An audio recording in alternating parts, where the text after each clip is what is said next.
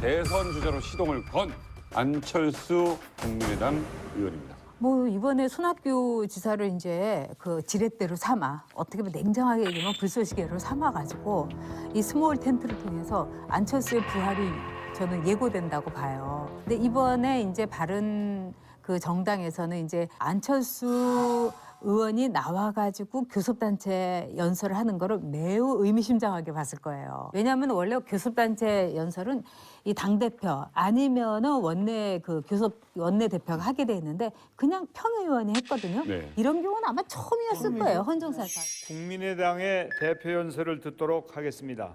국민의당 국회의원 안철수입니다. 교섭단체 대표 연설이라는 소중한 기회를 주신 박지원 대표님 깊은 감사를 드립니다. 자, 이건 뭘 얘기하냐면 네. 박지원 의원의 의 중에는 손학규, 정운찬은 불쏘시개고 어쨌든 안철수로 간다는 거를 아주 무언으로 확실하게 얘기를 해준 거죠. 이제 국회에서 교섭단체라는 것은 의석수 20석 이상을 가진 결사체죠. 결사체를 말합니다. 그건 정당일 수도 있고 정당이 아닐 수도 있고 그 대표가 1년에 2차례 그러니까 첫 임시국회와 정기국회 때 또는 가끔은 국회의장의 그 협의하에 살 수도 있습니다.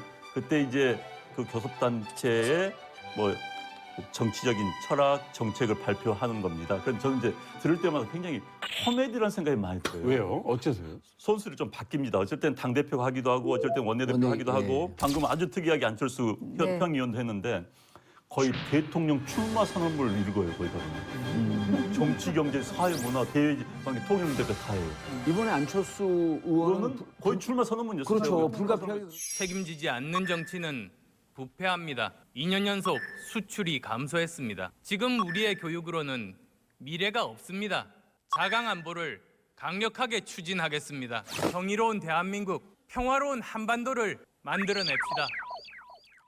그것도 바람직하지 않아요. 사실 임시국회 열렸으면은 아하. 이번 임시국회에서 우리 당은 어떤 목표로 어떻게 해나가겠다 이걸 하는 게 정상적인 거예요. 근데 그 수없이 많은 포퓰리즘 공약들이 넘치는 가운데 그래도 구체적으로 교육에 관련된 이야기를 했어요. 네, 지금 우리가 633이죠. 초등학교 6년, 중학교 3년, 고등학교 3년인데 이걸 552 제도로 바꾸자라는 겁니다. 그래서 이게 보니까 약간 독일 시스템을 그렇죠. 조금 마스터 바꿔가지고 들어온 것 같아요. 저는 아주 적극적으로 찬성하고요. 일단 교육 문제를 다루었고 그다음에 우리 교육 문제에 뭔가 문제가 있다는 것들 그다음에 이걸 또 4차 산업혁명하고 자기 공약인 4차 산업혁명하고 연결해서 설명한 부분 굉장히 좋았어요.